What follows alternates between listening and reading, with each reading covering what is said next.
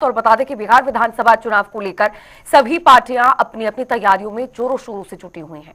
एक तरफ महागठबंधन ने वोट अधिकार यात्रा की शुरुआत कर दी है, तो वहीं दूसरी ओर एनडीए ने भी अपनी चुनावी तैयारियों में पूरी ताकत झोंक दी है। दोनों ही गठबंधन जनता को अपने पक्ष में करने के लिए अलग अलग रणनीतियों पर काम कर रहे हैं। महागठबंधन की वोट अधिकार यात्रा के बीच एनडीए ने भी चुनावी मैदान में उतरने की पूरी तैयारी कर ली है।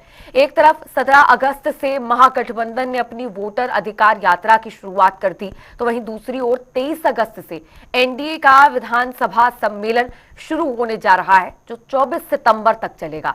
इस दौरान 7 चरणों में सभी 243 विधानसभा क्षेत्रों को कवर किया जाएगा। अब देखना यह है कि किसका दांव काम करेगा।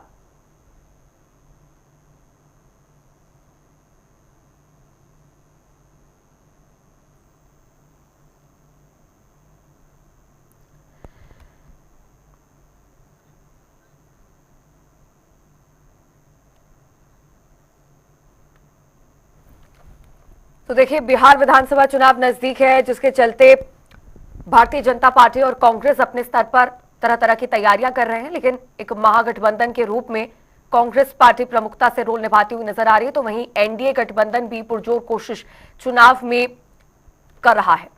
और इसी खबर पर और भी ज्यादा जानकारी के साथ हमारे संवाददाता मणिभूषण लाइव जुड़ गए हैं। मणिभूषण, बिहार में विधानसभा चुनाव नजदीक है, जिसके चलते सभी जो राजनीतिक पार्टी है वो अपने अपने दांव चलने की कोशिश कर रही हैं। तरह तरह की स्कीम्स लाई जा रही हैं। पीएम मोदी का भी लगातार दौरा बिहार में हो रहा है। राहुल गांधी ने भी अपनी वोटर अधिकार यात्रा का आगाज कर दिया है।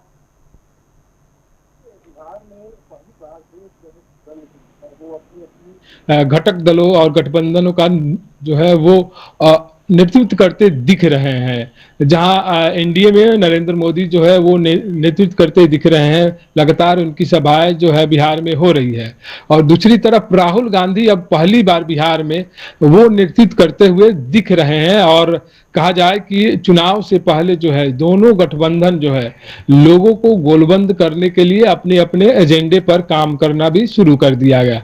हाल के दिनों में जो एसआईआर हुआ और उसको लेकर महागठबंधन ने लगातार सवाल खड़ा किए। अब महागठबंधन जो है वोट चोरी का आरोप लगाते हुए वोट अधिकार जो है यात्रा जो है कल से उनके तरफ से निकाला गया, और राहुल गांधी के नेतृत्व में जो है ये यात्रा कल सासाराम से होते हुए आज गया पहुंच गई है। और गया में आज कुटुंबा से जो है कुटुंबा विधानसभा है वहां से शुरू होगी, फिर देव सूर्य मंदिर में वहां पे दर्शन है। उसके बाद शाम होते होते वो गया के अंतिम छोर पर जो है वो पहुंच जाएगी। दूसरी तरफ जो है कल एनडीए के तरफ से भी जो है एक बड़ी घोषणा की गई कि 23 तारीख से हम लोग विधानसभावार जो है कार्यकर्ता सम्मेलन करेंगे। एक दिन में 14 विधानसभा जो है वो लोग कवर करेंगे।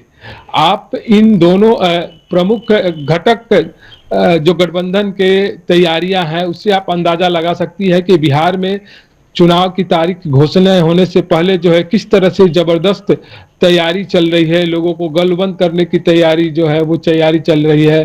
तो जैसे जैसे ये यात्रा राहुल गांधी की आगे बढ़ेगी, बिहार में राजनीति जो है जमकर होगी। एक परिदृश्य ये भी देखना और समझना होगा, आखिर महागठबंधन जो है जो एसआईआर के हुआ है बिहार में उसको लेकर जो मुद्दा बनाने की कोशिश की, और उसी मुद्दे को लेकर अब वोट अधिकार यात्रा को लेकर जो है वो निकल गई है।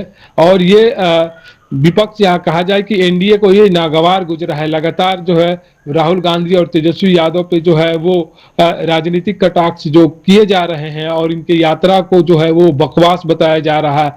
यहाँ तक कि चोर चोर मौसेरे भाई जो है करार दिए जा रहे हैं। कल डिप्टी सीएम सम्राट चौधरी ने भी जो है राहुल गांधी और तेजस्वी यादव के जो वोट अधिकार यात्रा को लेकर कई सवाल खड़ा उनके तरफ से किया गया था, लेकिन राहुल गांधी रुक रुक कर जो है जहां जहां सभाएं कर रहे हैं वहां पे जो है एनडीए की जो तिरकस चुनावी चाल चली जा रही है उस पर जो है वो जवाब देते हुए दिख रहे हैं।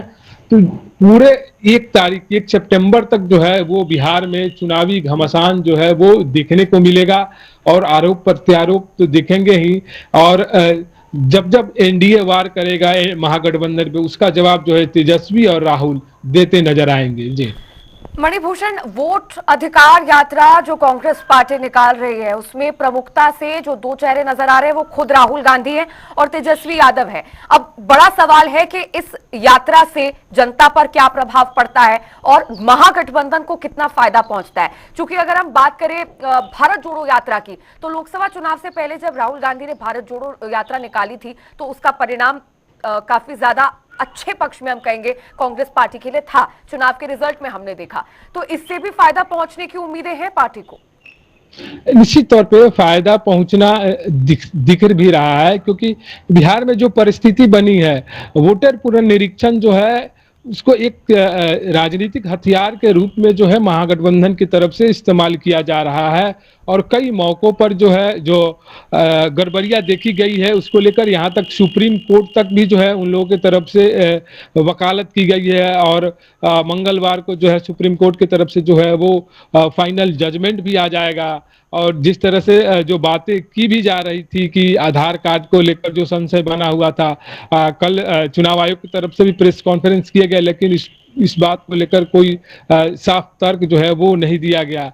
तो लगातार जो है कांग्रेस और महागठबंधन में जो भी दल है, तेजस्वी यादव हैं, ये लोग जो है लोगों को गोलबंद करने के लिए लगातार प्रयास किए जा रहे हैं। इससे पहले एसआईआर से पहले जो है लगातार बिहार में गिरते कानून व्यवस्था और उसको लेकर कई बार राहुल गांधी बिहार भी आए, क्राइम कैपिटल तक जो है बिहार को बता दिया।